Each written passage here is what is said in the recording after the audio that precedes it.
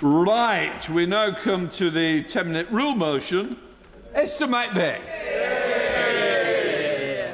Mr. Speaker, I beg to move that leave be given to bring in a bill to introduce compulsory labelling of halal and kosher meat and products containing halal and kosher meat and for connected purposes. Mr. Speaker, this is a bill about animal welfare, transparency in meat production and consumer choice. It does not seek to ban halal or kosher meat, it seeks to ensure they are clearly labelled. It is important consumers have such information so they can make an informed choice about what they are buying. And currently, consumers do not have that information, and many are purchasing and consuming halal and kosher meat without their knowledge and without their agreement. The unique process of halal and kosher meat requires the animal to have its throat slit. In the case of halal meat, the animal is often stunned before it's killed, although it might not be, and for the shahita killing, for kosher meat, there is no pre-stunning. This lack of stunning causes the animal to experience severe pain. An individual concerned about animal welfare would want to know if an animal has been stunned prior to slaughter.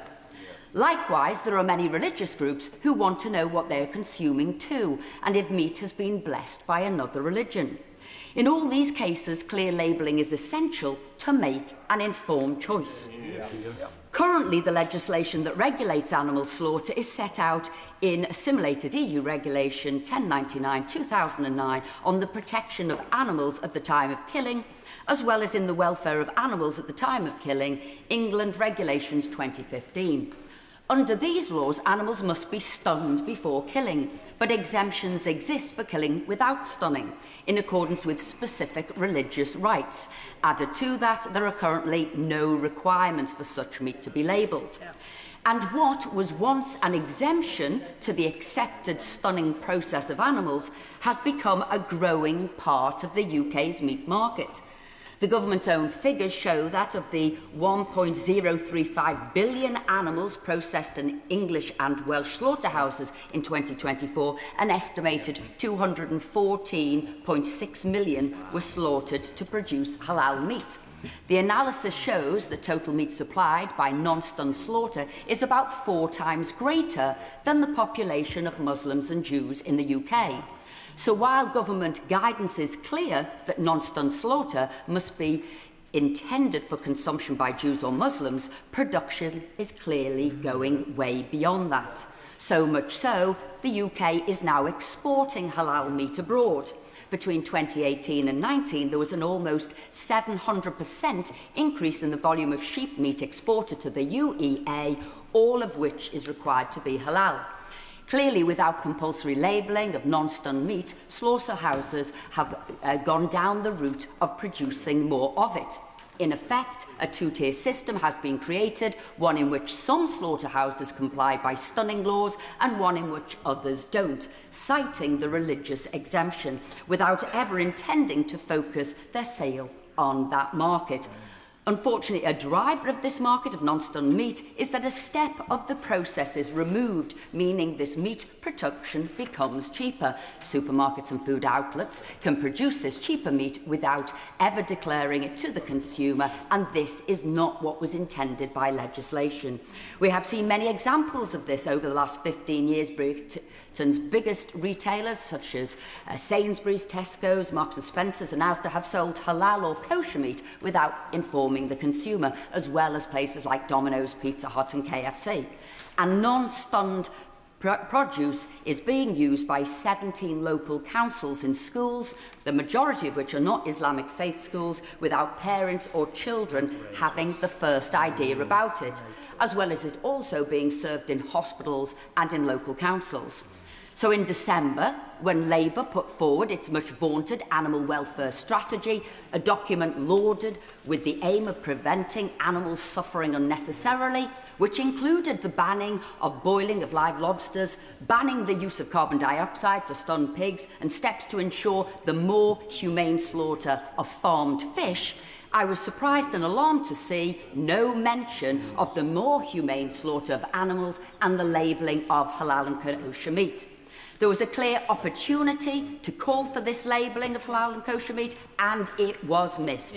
Nowhere in Labour's 12,500-word animal welfare strategy was it mentioned. We often hear in the House that the UK holds the status of a leader in animal welfare, but such a glaring gap shows this country can no longer make such a claim.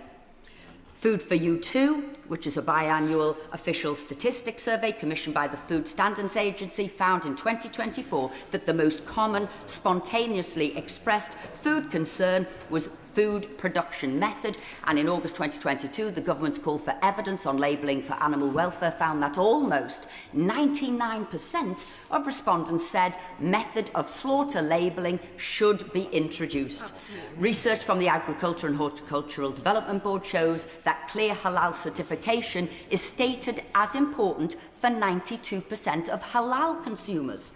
So isn't it time we updated our regulations and demanded our meat was clearly and fully labelled so we know what we're buying and eating? Surely that is what consumer choice is all about, and I would wager that the overwhelming majority of animal lovers in the UK expect the House of Commons to support this bill today. Mr. Speaker, this bill will provide that assurance to all consumers that they know how their meat was produced, and I would urge all members of this House to support this measure. That the Right Honourable Member have leave to bring in the bill. The question is, the Right Honourable Member have leave to bring in the bill. As many of that opinion say aye. Aye. Of the contrary, no. I think the ayes have it. The ayes have it. Who will prepare to bring in the bill? Sir Roger Gale, Alberta Costa, Dame Karen Bradley, Sir Edward Lee, Graham Stringer, Rupert Lowe, Sammy Wilson, Jim Allister, Lee Anderson, Sarah Pochin and myself. Yeah, very good.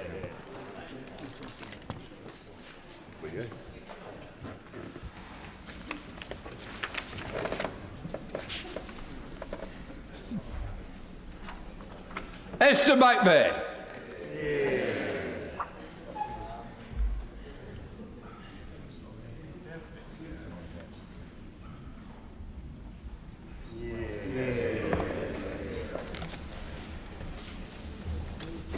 Food labelling, halal and kosher meat bill.